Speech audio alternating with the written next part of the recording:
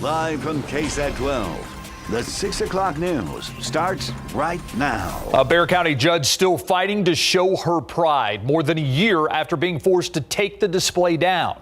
Back in 2019, following a complaint from a local lawyer, Judge Rosie Speedlin Gonzalez was ordered to remove her rainbow pride flag from her courtroom. But that is not where that story ended, nor was that the only thing she was asked to get rid of. Erica Hernandez spoke to the judge about her fight to bring those things back to her courtroom and why she still feels this was a personal attack. In 2018, Judge Rosie Speedlin Gonzalez became the first openly gay judge to be elected in Bexar County. Within months of taking the bench, a complaint was made by a local defense attorney to the State Commission on Judicial Conduct about the rainbow pride flag she had in her courtroom. It came across very much like I was being targeted and discriminated against. And it wasn't just the rainbow pride flag that she was forced to remove. I was also ordered to remove all rainbows from the courtroom. My mouse pad, the pen that I used, the robe where I had a sarape, colors. Gonzalez states her disappointment is also because other judges across the state have not been required to remove flags or different color robes from their courtrooms. Are they going to go to these judges who have an Irish flag in their courtroom or wear a camouflage robe when they want to, or, make sure that out in the rural counties there isn't a Confederate flag flying in some little JP court? She has since made an appeal on the ruling and is awaiting to get her day in court, which can come later this year. And as she waits, she's making sure to continue to be a leading advocate for the LGBTQ plus community any way she can. It's become a year-round type of approach to life, to live authentically and to live out loud. The State Commission on Judicial Conduct does not comment on pending litigation. An appellate court of 3 justices is expected to preside over this hearing in Austin. Erica Hernandez, KSAT 12 News. After a 7-week break, the city and police union finally getting back to the negotiating table. The two sides put a hold on their contract talks ahead of the May 1st election. They're now only starting back up following the end of the council runoffs this weekend.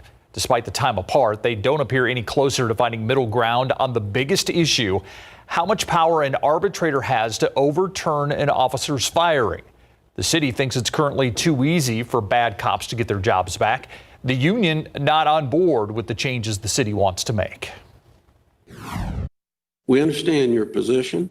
We think it denies the officer a chance to lay their case out, and that the way you've got it set up, the officer will not win. I don't see almost impossible to win for any reason. The union expected to put forward its new proposal possibly next week.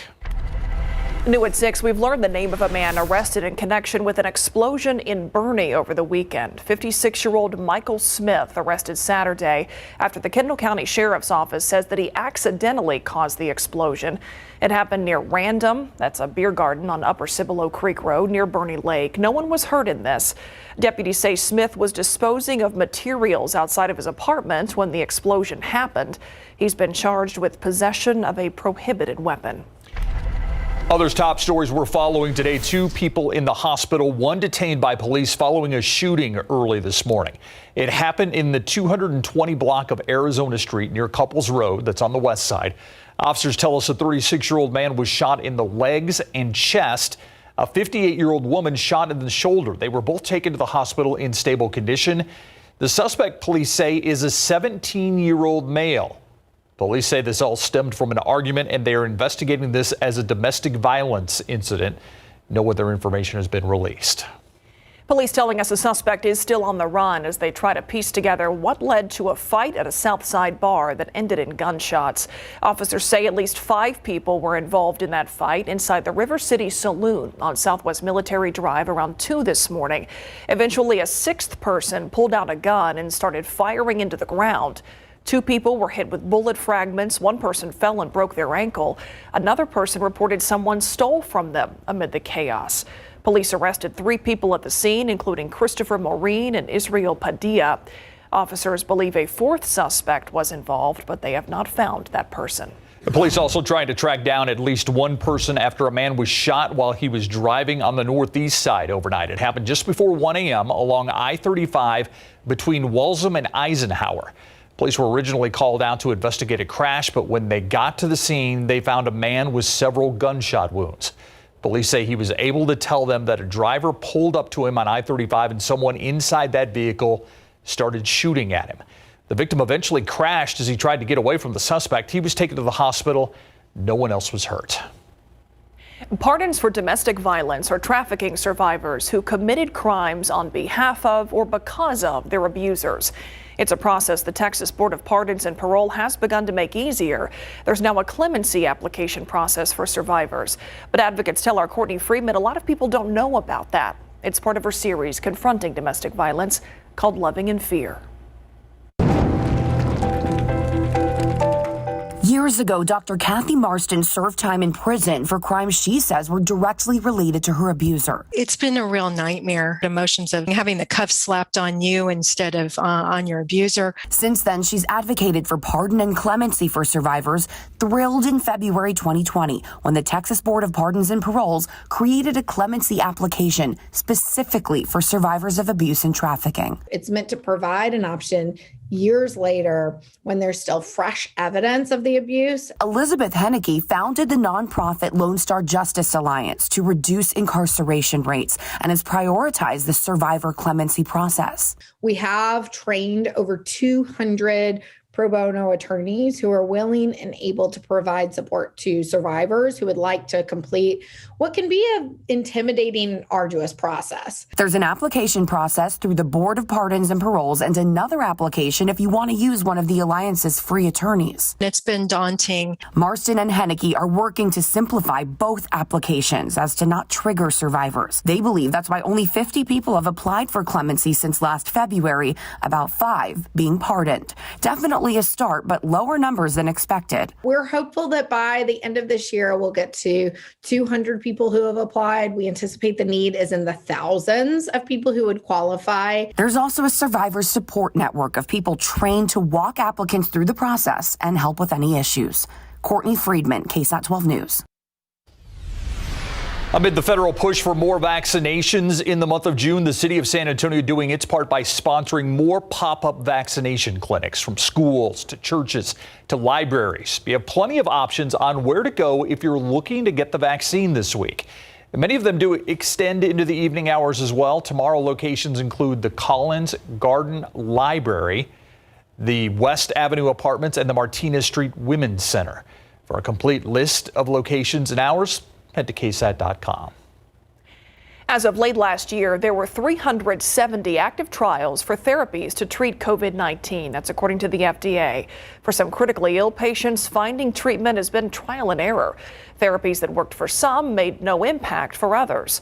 Ursula Perry introduces us to one family that took to the internet for investigational drug options and ended up saving their loved one's life. This is the best and the worst part. Baskets of well wishes for 63-year-old Michael DiDonato and his wife Lori. Both were hospitalized for COVID on the same day. Lori got better, but Michael wound up on a ventilator, hovering near death. There were a couple days like that where we went to bed thinking, preparing ourselves. We might get a call tonight. We have to be prepared for that. It really was that critical. Michael's son began searching for survivor stories and then read about a Florida doctor who recovered after treatment with an experimental drug known as Zyzombi. I looked into it. We weren't going to just jump on the bandwagon with some kind of quack thing. In order to get access to this therapy, the DiDonato's physician had to ask the drug company to allow for compassionate use. This was a novel therapy that had some good data, preliminary data about its anti-inflammatory effect and a vasodilator effect where it might improve patients' oxygenation. The company rushed Zyzombi to the hospital where doctors infused the drug for 12 hours, 3 days in a row. After the second round of the therapy, Michael began to respond. We couldn't believe it. We were so joyful. Sounds like it was a Hail Mary. Michael's voice is weak. He uses a walker, but he's thankful to be here and working toward getting stronger every day. The entire family is convinced that the drug Cesano did what it was supposed to do and saved Michael's life. But the doctor says they're not yet confirming that. There is a phase 3 clinical trial underway for this drug. It started in April. We should find out in a couple of months. Ursula Perry, KSAT 12 News. Juneteenth, the oldest celebrated commemoration of the end of slavery in the U.S. And over the last year, that day has meant much more to the black community and beyond. On Wednesday, myself and Isis Romero will be joined by Dr. Carrie Lattimore from Trinity University, a history professor, to discuss why there is a renewed interest in Juneteenth. We want to hear from you as well. If you have any questions about Juneteenth, you can submit them right now on KSAT.com. The town hall will be Wednesday night at 7. You can watch on KSAT.com and on the KSAT TV streaming app. And Carrie Lattimore will be our guest on KSAT Q&A on Wednesday. That day, he always has so much great information to share. Looking forward to that. Look outside with live cam. There are those temperatures in the 90s. We've got some changes a lot of people might have been looking forward to. Yeah, normally we wouldn't be looking forward to what we have coming, but after so much rainfall and stormy weather, people don't seem to mind this transition. So high temperature today, 90 degrees after a low of 77. The average high is 92. Take a look at the readings out there right now. We're actually 89 at the airport in town, 92 Stinson, though, Castroville, 91, Canyon Lake currently at 86 along with Bandera. But very, very humid. It is sticky outside. The oppressive humidity, it's here, and it doesn't look like it's going to go anywhere anytime soon. So warm this evening, very muggy outside, becoming cloudy again overnight. Tomorrow morning will look like it could rain at any time, but maybe a few sprinkles. We'll talk more about that, our next rain chances. We've got lake levels and more. And the latest on the aquifer and how it's been up and down so much lately coming up. Myra? All right, thanks, Adam. As the city of New Braunfels continues to expand, city leaders are looking to address the need for more transit options in the area. After the break, how that could benefit nearby Texas cities, including right here in San Antonio.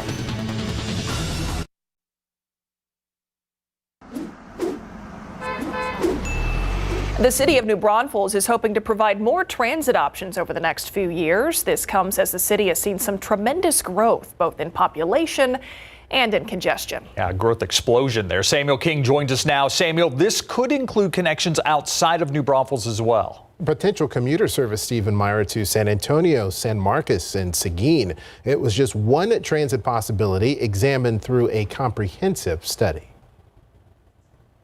Census estimates show New Braunfels was the third fastest growing city in the country over the past decade and has the traffic to prove it, renewing discussions about the need for more transit in the area. It's got potential, the way the city's growing.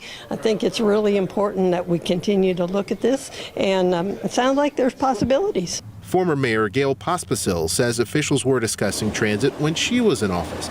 And in June 2021, she was in the audience as the New Braunfels Chamber of Commerce heard a presentation about a new transit study. The current service requires people to call for rides a day ahead of time and is mostly focused on seniors and medical trips. City engineer and assistant public works director Gary Ford says that's becoming less desirable and practical as the area grows. That's what the data shows, that if we implement some of these options here, even for the same cost, the ridership would double and close to triple to some extent. They're also exploring commuter service options to other communities, including San Antonio. Chamber of Commerce Vice President of Economic Development Chester Jenke says transit options have become a key requirement for companies when they're looking to place jobs. A lot of the folks from Seguin use New Braunfels for their health care, but a lot of folks from New Braunfels work in Seguin. So, we've got to have that corridor opened up along with our Interstate 35 corridor to make sure that we have personnel to go to work inside of these jobs. And the city says it will talk with the Alamo Area Council of Governments about ways to enhance transit service in New Braunfels in a short term, but it would take a few more years before the city would be able to operate a transit service on its own if it decides to do so. Let's look at traffic in New Braunfels this evening. We've seen it worse in this area as we head over to the wall. Not too many delays, maybe some here on State Highway 46, as you heard in the piece between New Braunfels and Seguin. We did have this situation here at the county line between Comal and Hayes County, but that seems to be improving. But some slowdowns if you know some folks, or if you're planning to head out southbound near the county line on 35, that's going to be an issue. So a few issues in town. We're getting a little better. We'll check on 410 in a moment, but we are also watching this for our friends in Medina County. So if you know someone heading on 35, wondering where they are stuck in traffic here near Divine, some sort of situation down there. So that's just something to keep in mind this evening if you're out and about down in Medina County, expecting someone out of there. It is taking a little bit of time, major slowdown on 35. Can kind of see it here through all the Whataburger sign and 7-Eleven. There is still a situation on 410 at Jackson Keller heading westbound. You can see the Hero truck there directing traffic. So if you're on 410 this evening here in San Antonio, it's also something to look out for, guys. All right, thanks, Samuel. All right, it was humid today. Oh my goodness, yes, it was just felt thick out there. But not unwelcome, oddly. Right? Isn't that weird? It's so weird. Yeah. But we did very well in the rainfall department, April and May, and even to start June. Now we're getting into more of a typical summertime pattern. It's very different than the past 6-7 weeks. Minimal rain chances, however, very humid and sticky outside. Let's talk about rainfall and our aquifer. You know, I mentioned we had such good rain the past couple of months, but take a look at the variations in the aquifer since the start of the year, since January 1st. You see that first big dip? That was during our freeze. The snow and the prolonged freeze there in February. Then pumping season kicked in and we didn't have much rainfall, so there's that second drop. However, here come the rains. Look at that, particularly as we get into mid-late April and then now into early June. So the aquifer's in much better shape. No stage 1 or 2 watering restrictions, just the typical year-round rules are in effect. So let's look at lake levels. Actually, they didn't change all that much despite all the rainfall lately. Medina, 36% full. That's actually 3 feet lower than 3 months ago before the rain started. Canyon is a little higher. It responded a bit. It's at 93% capacity, so 3 feet below the conservation pool and 2 feet higher than just 3 months ago. Let's look at our overall weather pattern now. Active storm complex moving through North Texas today. Their drought is gone, and they just got even more rainfall from that system as it moved through. Contrary to what we had over the past several weeks, this is all going to stay out of our area. We could have a brief little shower in the hill country later on tonight, but that would probably be it from a leftover system that could develop off to our west. Overall, we're looking at fairly quiet conditions. Big Blue H, we're familiar with it. It's back. It's over Mexico right now, but it's close enough to be influencing our weather. In turn, this week, we're looking at little to no rain chances. There could be a few sprinkles the next several mornings with those low clouds, but that would be it. We get into Sunday and we have that about 30% chance, so isolated to widely separated in nature. That's as our weather pattern shifts a little bit. Right now, 89, dew point is 76, so we have a relative humidity of 65%. And it feels like it's 11 degrees warmer than the actual air temperature. That's a result of that mugginess and that high humidity. Uvalde, dew point is 79, Hondo 76, along with New Braunfels, Pleasanton 78, even Kennedy at 77. This is very, very sticky air, and it's not going to change much in the days ahead. Quite often what we see this time of year is the dew points dropping off in the afternoon as our air mixes out a little bit more.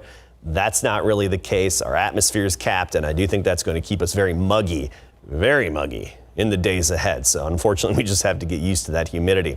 Here's what it feels like. Cotulla 109, feels like 97 in New Braunfels, feels like 95 in Kerrville. Uvalde feels like 104 actual air temperatures. Some 90s out there south and west of town, upper 80s elsewhere. So tomorrow morning, we'll start the day well into the 70s because those dew points are so high. Our morning temperatures are going to be right there with the low clouds and maybe a quick spritz here and there. Then by the afternoon, sunny, back into the 90s, even triple digits along the Rio Grande. 91 downtown, 94 Lackland, possibly up to 93 in Converse and Leon Springs, about 92. Low clouds giving way to that afternoon sun, but remember, it's going to feel like it's just over 100 in the afternoon hours when you factor in the humidity.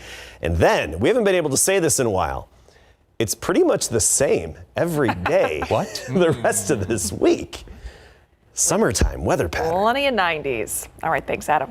All right, the last time I remember seeing Tom Brady, he was tossing a Super Bowl trophy from one boat to another boat. Hey, they brought back the backup quarterback for his assistants on that day, getting him to the car. I think that's probably the most valuable thing that backup assistant did all. He sure did. All right, when we come back, the mini camps have opened. Tampa Bay is up first, and also the Smith Valley Rangers are headed to state. Coming up.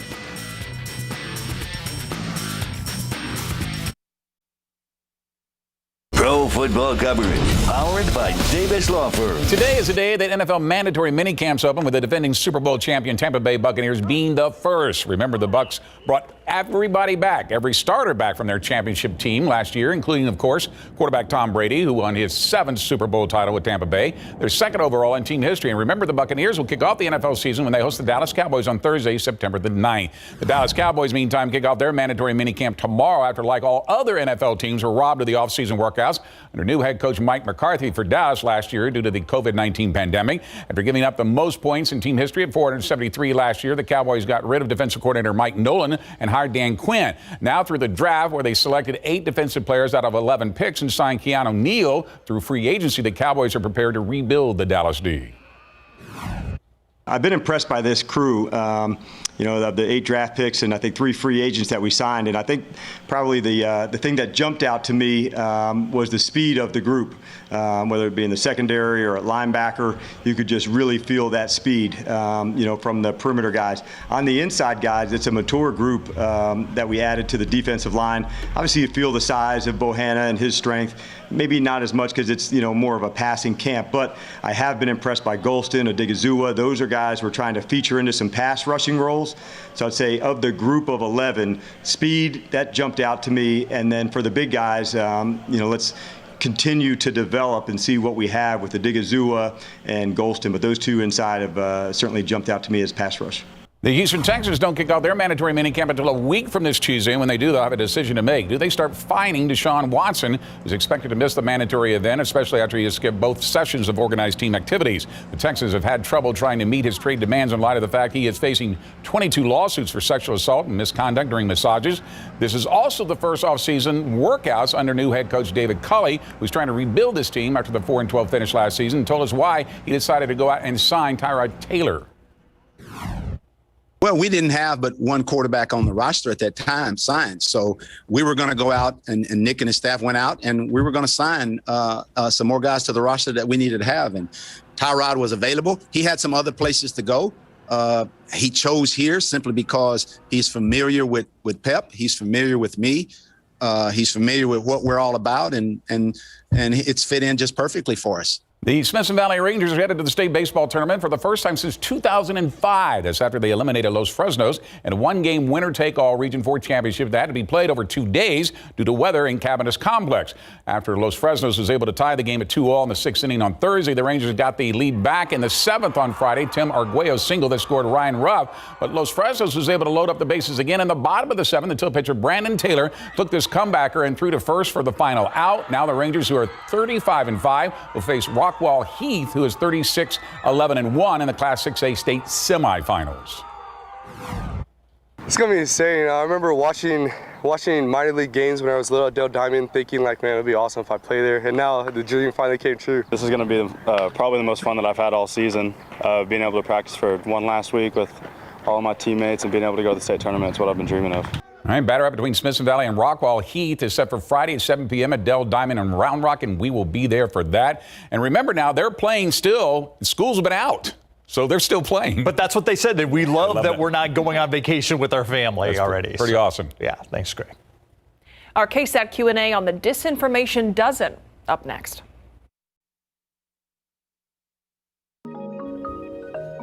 A majority of the misinformation about the COVID-19 vaccine spread online can be linked to just 12 social media accounts. That is a finding of a study done by the Center for Countering Digital Hate. Those 12 have been dubbed the Disinformation Dozen. And to talk about this, we have the CEO of that center with us here this evening, Imran Ahmed. Thanks so much for your time and sharing more information about this study. And that's where we'll start. What did the study look at, and how was this conclusion reached that all of the misinformation we've seen could be linked to those 12 accounts?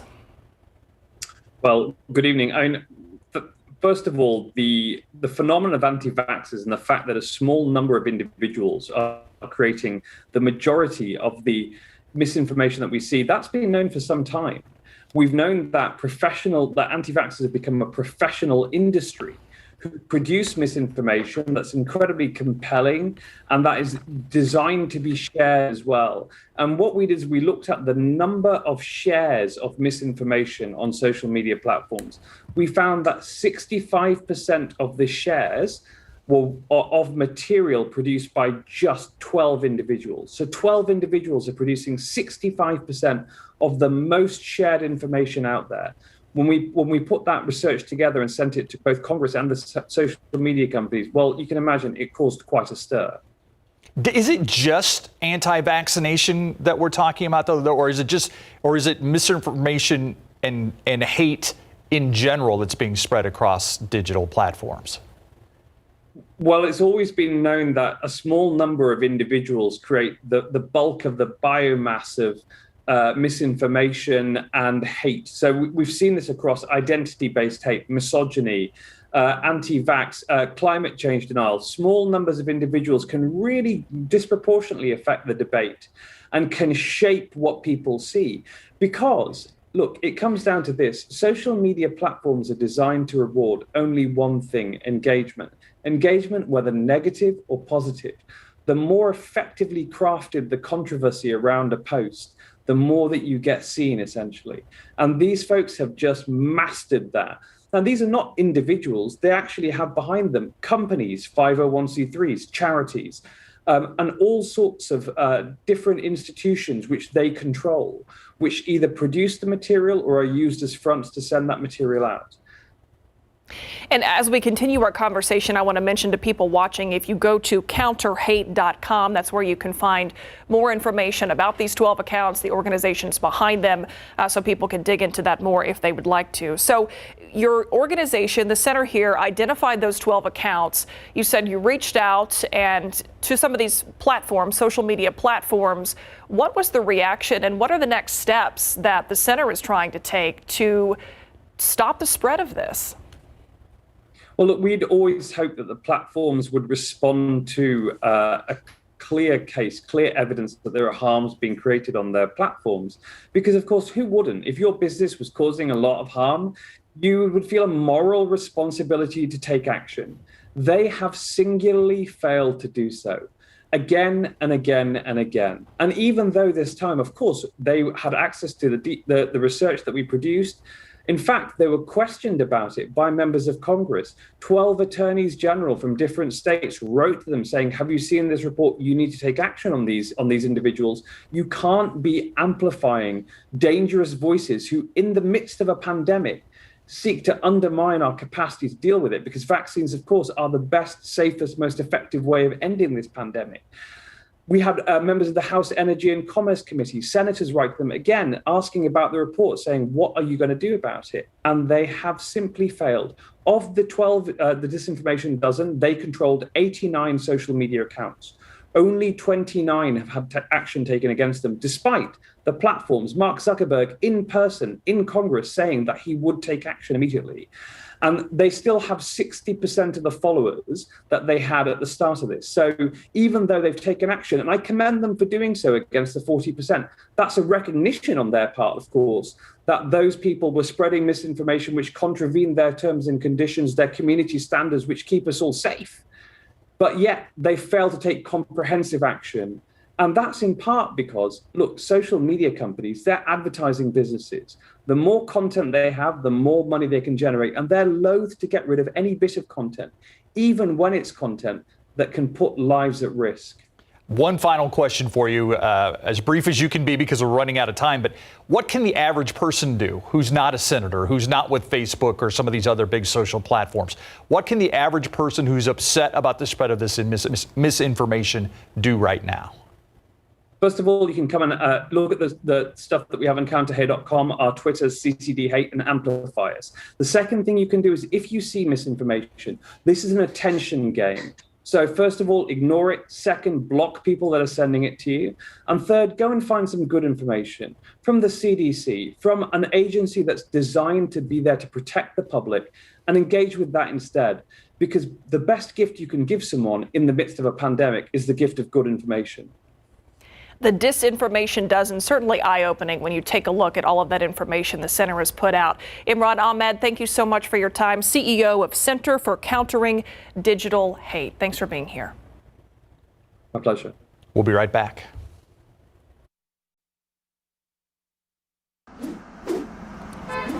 And welcome back, everybody. Some construction tonight to tell you about. First, on 1604, we've been telling you about this project, and these delays and closures are going to get a little more involved here over the next few weeks, including eastbound lane closures between Bandera Road and La Cantera Parkway, alternating eastbound closures. That begins at 9 this evening. Also on the west side, some construction and lane closures on Loop 410 between West Military Drive and Marbach Road. This is main lane closures. That actually begins at 8, so a little more than an hour from now. So if you travel on the west side, just keep out for that overnight. That's going to be all week long as well.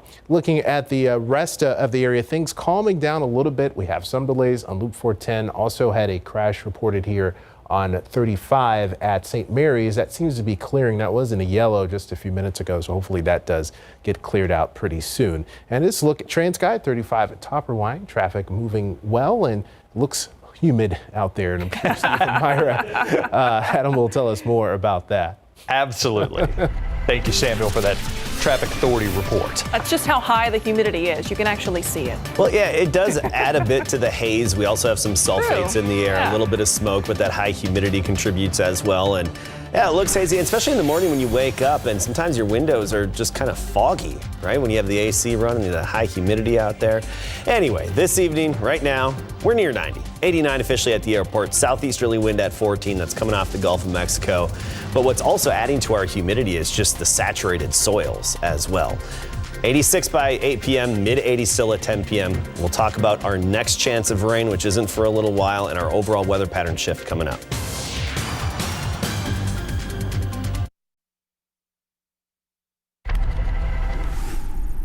Kicking off the buzz today with a lady I love. Dollywood is planning to open a new resort in 2023. Dolly Parton's theme park in Pigeon Forge, Tennessee, expanding with the Heart Song Lodge and Resort. That property will be located next to the existing Dream Moor Resort and Spa. You really are a Dolly super fan. I don't know if people realize that. Am. The 5-story lodge will include more than 300 guest rooms, indoor and outdoor pools, a fire pit, a 26,000 square foot meeting space. It is the first project as part of a $500 million investment plan over the next 10 years. Dollywood opened in 1986. About 3 million people visit the theme park and water park a year. Do they have a name for Dolly fans? Super fans? Yeah. I don't actually know. Okay. I don't think so. Interesting. Somebody out there probably will tell me they do. Yeah. I may be a bigger fan. Elon Musk pulling the plug on a promised supercar before it even goes on sale. Sunday, the Tesla CEO tweeted that the Tesla Model S Plaid Plus is being canceled. Musk stated there was no need for the Plaid Plus, adding the Plaid is just so good. The Plaid Plus model was supposed to go farther on a single charge than the standard Plaid version. It would have cost $30,000 more. The Plaid Plus, along with the standard Model S Plaid, were touted as the fastest production cars ever. Why Plaid? You know? I don't know. Okay. What some people have dubbed the go-to shoe of the pandemic, it's getting a trippy psychedelic makeover in the latest celebrity collaboration for Crocs. Grammy-winning DJ Diplo has added a colorful swirling design with pop-up mushrooms. Diplo has 2 designs, which are available for sale online starting tomorrow. The Diplo X Deluxe $70 version to take off on the classic Crocs design that sprouts 3-dimensional mushrooms that light up. The $50 version, more of a 2-strap slip-on sandal with 8 attachable glow-in-the-dark charms. Diplo's designs follow very successful celebrity collaborations with Post Malone, Bad Bunny, Justin Bieber. Have Crocs become cool again? Crocs are very divisive. Oh, yes. Yeah. Right? Yes. Didn't they started off as like a gardening thing, right? Like you wore them to garden in. Am I right? I know my husband's grandmother used to always wear them to garden in. Right. Yes. And then it transitioned to, I think, some people who are on their feet a lot, just in general. Which makes sense. And then I was one of those people before having kids, like, oh my gosh, look at all these kids in those ugly Crocs. I'm not going to do that. What do? Yeah. Hey, kids, get your Crocs on. We got to go. They're just so simple and easy. One of my daughters loves Crocs, though. She wants to go to the Croc store. So, Two sides to it. I went from one side to the other. Isn't that what parenting is all about? Oh, yeah. It really is. That's a whole nother subject. Ironically, look what I'm starting with here. Those psychedelic Crocs would be camouflage in the ground and in your yard these days. I mean, we're seeing so many mushrooms out there, and we see this all the time when we get in these rainy patterns, especially in the spring. I joke in these types of patterns that you're not mowing your grass, you're mowing the mushrooms outside. And you see some of those. I mean, I'm not well versed on fungi, but you see some of those big ones they look like the size of a fist. And if you hit them with a mower, the spores go. There's just such a variety out there. That's just a picture from San Antonio that one of our lovely viewers posted. So we've got some of the low clouds still in place here in San Antonio. 77 this morning, topped out at 90. That's just 2 degrees below average. But the morning low well above average, and that's a result of the high humidity, that stickiness out there, the dew point. The temperature at night doesn't drop past that dew point. So we're going to be well into the 70s again through tonight and even into tomorrow morning when we hit our morning low. 89 right now, but it feels like 100. Feels like it's 11 degrees warmer than the air temperature because of the high humidity. Kennedy, dew point is 78. Pleasanton, 79. Uvalde, 79. Even Laredo, a dew point of 78 degrees. We've got that very sticky weather in place. And it's going to remain in place, so get used to it. We just have to get used to this really high humidity and that oppressive mugginess outside. Makes it a little more challenging for folks that exercise outdoors. Definitely have to pre-hydrate a bit more. 97 in Cotulla, Del Rio at 95 degrees. Of course, feeling like it's over 100 in those locations because of the humidity. You see this little area here from Shreveport to Dallas, Tyler, Oklahoma City, Little Rock. A bit cooler. That's the result of a thunderstorm complex that moved through North Texas earlier today. Now it's pushing into Louisiana, even parts of Arkansas being affected. That's the upper level low that was with us late last week. Now it's drifting northward up to the midsection of the country, and there was a little bit of activity on the south side of it. There could be a few thunderstorms developing near San Angelo later this evening. If they do, the hill country could see a quick shower overnight tonight from the remnants of it. Otherwise, Big Blue H, it's taking over, and it's going to be dominating our weather for the rest of this week. It's been a while since the upper level high, the Big Ridge, has been really influencing us, but here we go, a little more indicative of a summertime pattern, a typical summertime pattern here in town. So low clouds in the morning tomorrow. Again, it's going to look and feel just like today.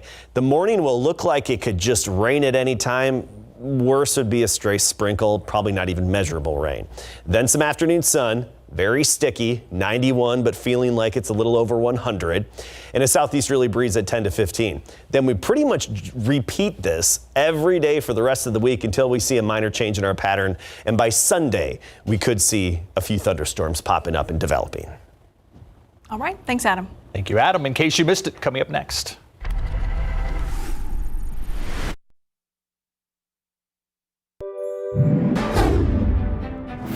And good morning. It is Monday, June 7th. And first at 5, Governor Greg Abbott tweeting today he is making it illegal for businesses in Texas to require vaccine passports or any vaccine information. The governor added Texas is 100% open without any restrictions or limitations or requirements. Texas has been fully reopened since the beginning of March. New at 5, a wrong-way driver accused of speeding through the streets of downtown and hitting multiple vehicles along the way had to ram into the man's Mustang at Alamo and La Jolla in order to get him to stop. This video taken by Edward Hernandez, a Uber driver who happened to be nearby. Look at that.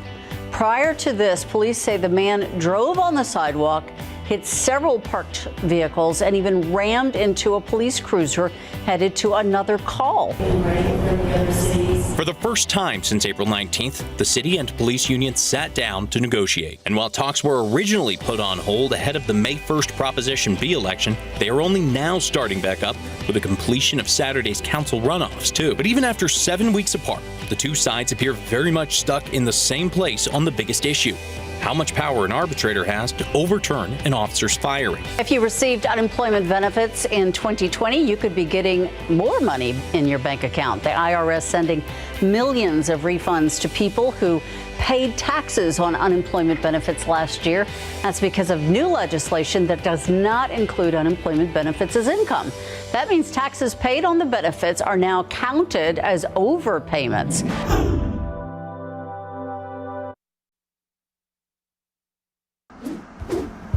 Welcome back. Before we go, we're telling you about this slowdown on 35 in Medina County near Divine. I understand there's some construction down there, so that's something to keep in mind if you know some folks down in that area. In town, a couple of crashes reported on 35 northbound, just east of downtown, but those not really impacting traffic too much. 10 minutes heading from downtown to 410. And Loop 410 at Jackson Keller, some delays close to there, but traffic flowing well right now, guys. All right, very sticky and humid the rest of this week. Basically, what we had today is just going to repeat itself over and over again. Low gray clouds in the morning. They'll look like they're going to just drop a lot of rain, but maybe a sprinkler or two here and there. That would be it. Highs in the low 90s. With that stickiness, it's going to feel like it's a little over 100. Oops, it's not Thursday. But we're looking forward to it. Thought maybe it was Rain Gauge Monday. Slip there. Don't get me started. Thanks for watching the news at 6. We'll see you back here on the Night Beat at 10.